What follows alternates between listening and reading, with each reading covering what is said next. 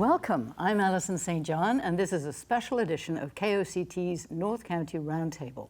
It's called Meet the City, and we'll have a personal, in-depth conversation with each of Oceanside City Council members.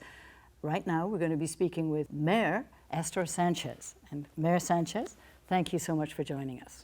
Thank you, Alison. It's a pleasure. Now, Mayor Sanchez has been on the council for 21 years, and you were elected mayor just last year, the first woman to ever be elected mayor in Oceanside. Congratulations. Thank you. And I wanted to ask you, when you were a little girl, because you've lived in Oceanside your whole life. Yes. Did you ever think to yourself that you might one day become the mayor? No. As a kind of first generation on my mom's side, my first language was Spanish, and I don't really remember the first part of my first year, like in kindergarten or something, because I was learning English. But I think by second grade, I was thinking I was going to be a teacher, but because that's the role model that I saw, and I just loved what the teachers were doing for the school and for the kids in the neighborhood. Mm-hmm. So what was it that prompted you to get into city politics in the first place? I believe that it was 1998. For the first time, I noticed that the results of the term limits at the state level, where I started to see people more like me, my age, more diverse representation. And I thought, you know what, I'd never thought about it. It was always on the other side as an advocate. And I just thought, I think it's time. I think I'd like to do this for my city, for my community. What is it about being mayor that is important for you? Because you've already spent 20 years on the city council, but what is it about being mayor? I really feel that I can go farther. Jim Wood did a great job. He did a great job in keeping the community together and kind of, going down kind of the middle in terms of trying to, work the community so that we have a consensus. I want to continue that, but also at the same time work more regionally with the county and different county organizations and try to get more for the city, because I think traditionally we have lost out in terms of funding for programs. Everybody pays taxes in Oceanside, but when it comes to applying for funds for, say, projects, like even a homeless shelter, we end up kind of passing on those. That's actually our funds. What I was hoping to do is bring more of those funds to Oceanside and also lead on some issues that I feel are very, very critical. Environmentally and also with respect to our business community and getting more sustainable jobs in Oceanside. Well, before we get to the issues, I'd just like to go back a little bit to your youth and growing up in Oceanside, and tell us a little bit about what you think, gives you really an understanding of this community. How did you grow up, and what is Oceanside for you? Well, Oceanside at the time was maybe 25,000 people. Now we're 177,000 something. Wow. I grew up in the same neighborhood that my dad grew up, which was the East Side community. And back then it was also the home of military housing, base housing. So I got to go to school with kids from very diverse backgrounds. Our military men brought home wives from all over the world. I think in several ways kind of taught me a sense of that the world was a larger place than just, my front yard or backyard. And I also learned a lot from my mom about how she grew up and kind of the poverty. She grew up during the Depression. My dad, they both grew up during the Depression. And I felt like when you go through things like that, you really start to prioritize what is the most important. And of course, for them, it was family and community. So I feel that what I learned as growing up in Oceanside was something very special. I think also that we were such a tight community at the time, 25,000 people. We almost all knew each other.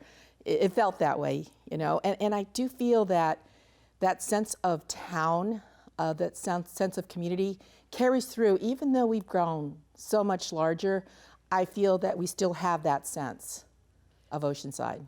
So Oceanside really is changing very rapidly right now. It almost feels like coming out of the pandemic, we're changing again, we're transforming again, aren't we? How do you see the Oceanside that you knew there connecting to the Oceanside we are now, and how would you like to see that moving on into the future?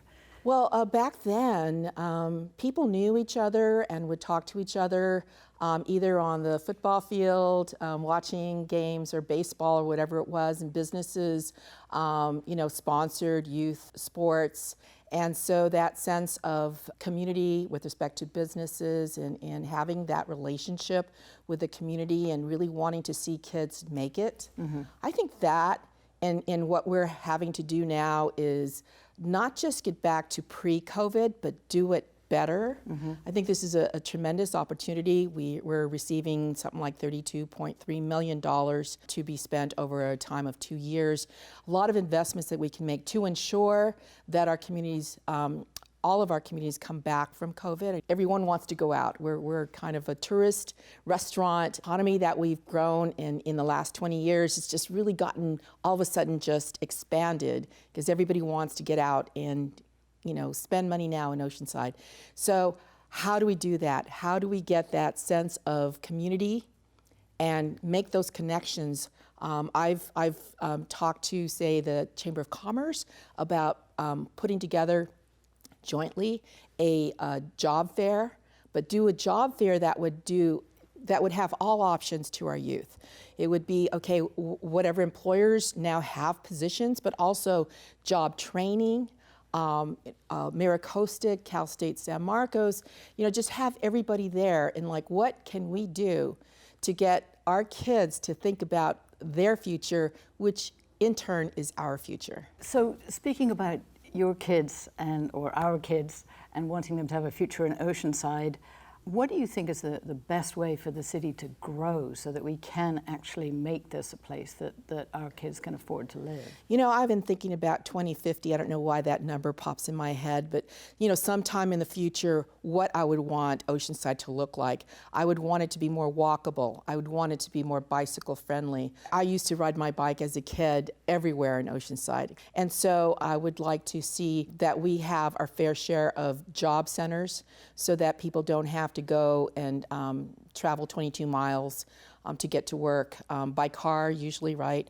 I'd like to see more public transportation, that it becomes something that you don't mind at all, in fact, is part of everyday life. And that we are able to show our youth, our leaders of tomorrow, what they could do with their lives that would in turn at some point give back to our community, either in Oceanside or wherever they decide to live. It's going to be increasingly difficult to be able to afford to live in Oceanside as a coastal city. Our city is rapidly, becoming sort of more expensive to live. It used to be a good, affordable place to live, which is why many of us came to live here. That is a big concern of mine. Yeah, we are rapidly going through this process, and I believe that we were the most affordable coastal city before, and all of a sudden, gentrification is happening rather quickly. Right. In the East Side, for example, I've heard of some experiences that people are having with their family members, say their elders who don't want to bother their adult kids about making it financially, and then they sign a reverse mortgage, and then the kids don't know anything about it, and then they end up losing that home, which is a valuable resource for the community. That and ensuring that we continue to have housing for our workforce. That is something that we really need to work on. I'm hoping, I've suggested certain things like, okay, I know there are a lot of unpermitted, say, conversions to, for garages or whatever, an extra room here or there, living space.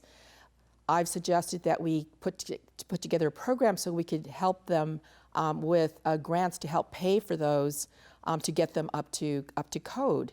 And that way they can advertise and at the same time get some funding for their families to continue to stay, live in Oceanside.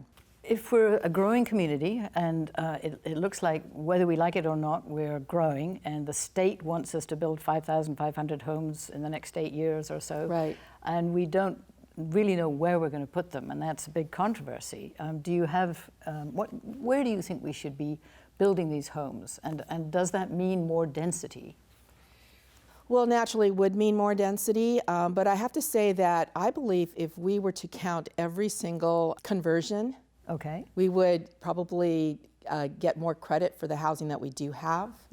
I believe that, one of my concerns is losing available housing to, say, vacation rentals. Yep. Because commercializing property where you have residential, you lose that sense of community and neighborhood, and then you lose that housing. Do you think that the city has a good policy for those kinds of vacation rentals? I think it needs to be reviewed. I think that, we could grandfather what we have out there, but then put a cap. I do feel that every time we approve some kind of apartment complex or some high density project, I worry that it's not all going to count because it's not, really available housing. I worry that the rental properties are becoming harder and harder to find, and are just the rent is artificially, becoming so high. So that does bother me. I think that we need to, as a council, we need to revisit vacation rentals to ensure. We're in a crisis, so it makes sense to me that we should have policies that directly address that, and should things change, then we can review it again. But for now, we do need housing for our workforce. I believe we're still the most affordable place to live, but it's becoming unaffordable, and our families are starting to move to, say, Vista and out east more, and that puts more burden on the system because, of course, we're talking roads. We don't, our public transportation in North County. I see what's happened in South Bay and San Diego and the trolley and all that, and none of that's going to come to North County anytime soon. So we really have to find a way to you don't think that come up with mass transit is going to happen in North County? Well, not fast enough, but I think we also have to rethink and think out of the box on how that, what that can look like, because I think there's a lot of things that we could do in North County that would not cost as much, but that we would get where we ought to be with the rest of the county. Good. I just wanted to ask you if, as you say, we're in a crisis in terms of having enough housing to meet the need for our own children to be able to find somewhere to live here. And yet there was this big development in North River Farms, which was very controversial because it was taking land that has been zoned sort of semi-agricultural. Can you explain why it is that you did not support that, even though that would have added 500 homes to the inventory? The North River Farms project, first of all, we don't need the ag land that we have in Oceanside left to meet our RENA goals, to meet the goals that are set by the state. We did an independent study, and basically that study concluded that even at 2050, we would not need to use land, say, that has been reserved for ag or for other purposes. Actually, what would be needed is land to be able to have industrial uses for jobs, for example. We are still able to do housing within Oceanside in terms of, adding more density.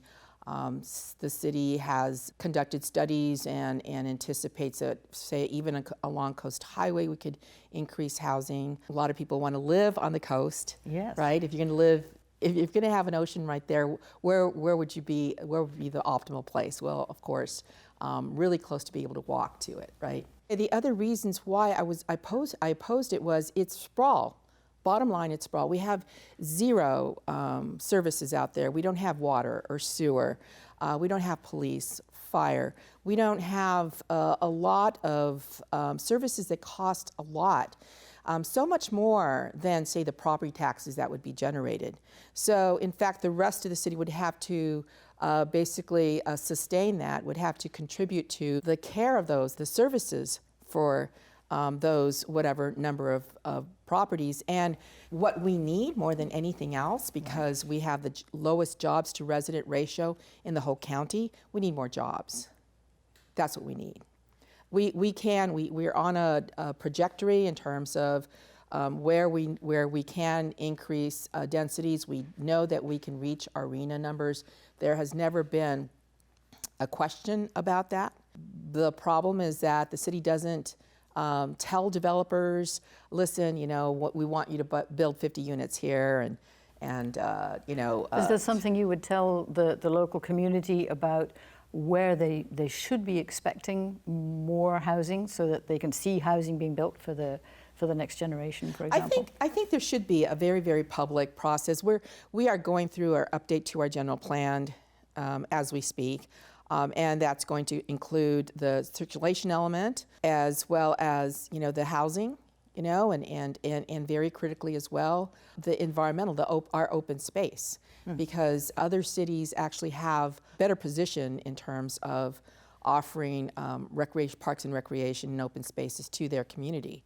Where we go up, we need to ensure that we have other places. I mean, it's one thing to go up and then be able to have an open space nearby. There's been a lot of studies about the built environment and how kids thrive, and to ensure that continues, you do need to have places for families to recreate.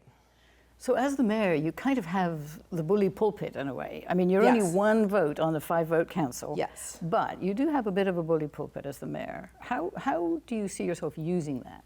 I mentioned that I really appreciated Mayor Wood's ability to go to the, down the middle and ensure that we come forward in terms of what we need, the things that are that people love to want, but are more difficult to pay for. For example? Open space and parks. I mean, right now we're under a great demand for more park space. We have El Corazon, and that may be able to satisfy the demands that we have right now, but we're talking to 2050, so we also have to be mindful of that. As the leader, which again, I'm still so excited about it, okay? But as a leader, I feel that my role needs to also be to bring people together. Where there are places that we can have a consensus to get that to happen.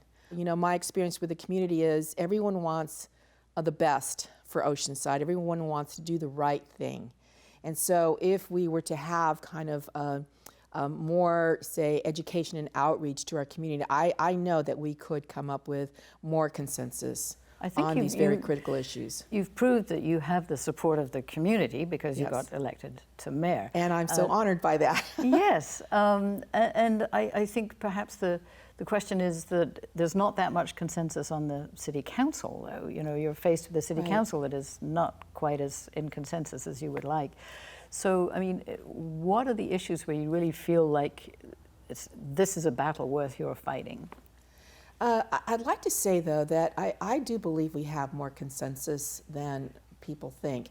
One of the things about politics and, say, folks that want to go beyond, say, a city government is this urge to be seen and heard. Yeah. And I think sometimes that happens because when we talk about the operations of the city, what we're basically doing is ensuring that we continue to pay for those operations. They're very, very critical: police, fire, parks and rec, street cleaning, I mean, water. We want to make sure that we continue and in fact improve whatever services that we can. And we're a city on a real tight budget, basically. I don't know how we've been able to do it, but we've been really able to stretch a lot of dollars to be able to provide the community with programs. So my sense of what ends up happening is, because I'm the longest serving on the council at this point. I think aside from Council Member Weiss, who has been on the council with 3-4 years, but he was previously the engineer and public works director and city manager. So he has all that history to draw on. But we have 3 that really have only been there for a very short period of time. So I think I do feel that, for example, Deputy Mayor Ryan Keim is willing to listen to the community. Obviously, everyone has their biases, right? Because of their upbringing and also their priorities. I do feel that we do have more opportunities for doing that, and it's my job to bring that out. Where there are divided lines, And I don't want to say divisiveness, because divisiveness suggests that it goes on and on and on. And I think that there are times that we may not agree, but most of it is not agreeing on this very specific issue. So let's just talk about a specific issue which happened recently, which is the contract to manage the new homeless shelter, where 50 units or 50 homes for people who are currently living homeless. 50 beds, yes. 50 beds, right? Yeah. And so that was a bit of a disagreement. The council has allocated the contract to the rescue mission rather than Interfaith. Do you think that there is a basic disagreement on the city council, or an agreement about how to deal with, how to solve the homeless issue in the city? I know we had to all get there at the same time in terms of doing a shelter. We had traditionally contracted out. And I felt that there was a reluctance to take that step of creating a shelter in Oceanside. But there were no other ways to do this. And there's been especially money with coming respect down the to pike. Boise. Yes, and then now is a really great time. Money is being allocated to address homelessness at the county level, at the state level, at the federal level. So these funds, again, these are our own tax dollars. These are our funds from our community. They're available right now, and so I don't think it was an issue of cost so much as there was a bias, and I did not understand that, and perhaps it shows in how we discussed this. There were two applicants. I thought that that Interfaith was clearly the best, most experienced, had been working with Oceanside, and has actually been supporting Oceanside from other funds. We have been giving $7 a bed. That would be our contribution, and there's no way that anyone can provide services at $7 a bed per night. There's just no way. So we have actually been Interfaith has actually been supplementing, that is subsidizing Oceanside homeless in our quest to try to provide shelter for our community for over 20 years. It did not make sense to me. It was not logical, and Interfaith especially has all of these relationships. The idea was to offer a no barrier, basically low to no barrier, in order to comply with Boise and clear out all the encampments, which is our major goal here. Yeah. Is to clear out all encampments. You know, we've gotten lots and lots of complaints. Get people from the into business shelter. community, from the residential community, and it's safety, it's it's health, it's a lot of reasons why we need to get our homeless off the streets. I will say I was extremely disappointed that we didn't seem to be listening to logic. To me, versus and giving the contract to an organization that was ready to hit the ground running, who already has these relationships. It is very difficult to have establish a relationship with a homeless person. Yes. It can take 3 months. It could take a year, and so they already had those relationships. They've already out in the field, and Rescue Mission, which I had been talking with Bread of Life, and I understood that they wanted a regional project, and I understood that they would not take everyone, so it's not the model that we were putting out. They agreed to the criteria, but it's the first time that they're going to be doing this. How is it for you to be the mayor, but to find that the majority of the council is now voting against you on this issue, for example? I mean, you're in a difficult position. It was a 3-2. It was split. It was a split, and my understanding is, from the questions that were asked at the council, is it could change. They were both asked, if we had to terminate the program, would you be able to leave in 60, I believe they said 60 days. And they both said yes. So this is not a permanent situation. It's possible that the council could change its mind. But this is not, I will say, this is not a regional project. I think we all agree on that. We don't want to get people from outside of Oceanside to come and become homeless in Oceanside. And that is across the board. I don't believe that making that statement is controversial at all. So let me just ask you in the couple of minutes. Because that's our responsibility. Oceanside residents are our responsibility. And it's very encouraging. Under the law. It's very encouraging that some fairly major steps are being taken. And also compassion, calls for us to be doing this. Yeah. So there will be a much more services for the homeless in the very near future in Oceanside, which is good. In the couple of minutes that we have left, would you like to just say what you think residents of Oceanside should be keeping an eye on at the city? What's coming up? Well, definitely look at the website for the City of Oceanside. We are doing such a great job in getting out the information about what is happening. We are doing things, for example, we're transitioning the La Salina treatment plant to a pumping station, which means that there'll be land available for, say, public amenities for the South O community. We are doing the update to the general plan. The city has stated that it's willing to look at perhaps adopting the Siberia plan that would give a bright line, more of a bright line, to the developer community to be able to know exactly where they can develop and not have to deal with wildlife agencies. We are updating our local coastal plan. And that is something that, you know, a big part of our population is along the coast. So that is very critical. You need to attend all these meetings. And the biggest piece, really, at this point, is that the City of Oceanside is looking to get input from the public as to how the public would like to see us spend the $32.3 million that we have there. There's a certain criteria. It's very, very specific. But we do have this opportunity, and it's a once-in-a-lifetime kind of situation. COVID money? Yes. Can you give us some examples of what it could be spent on? Well, we already know that it could be spent on water projects, you know, infrastructure, I should say. But also, we can also spend it on CDBG-related COVID, which is a community block grant program. So we know that we can really focus in on the communities that are the hardest hit.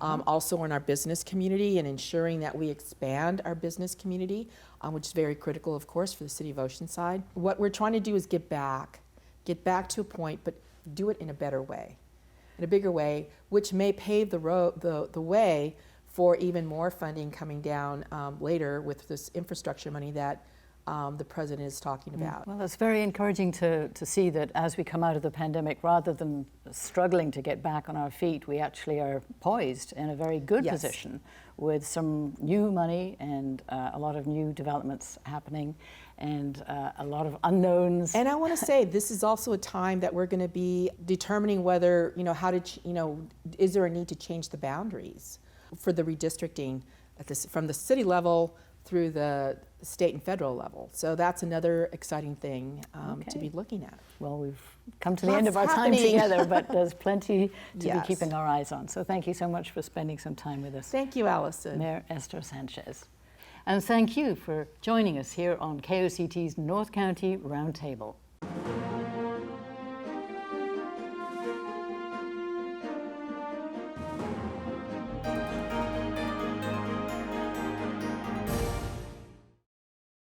Watching KOCT Television in Oceanside.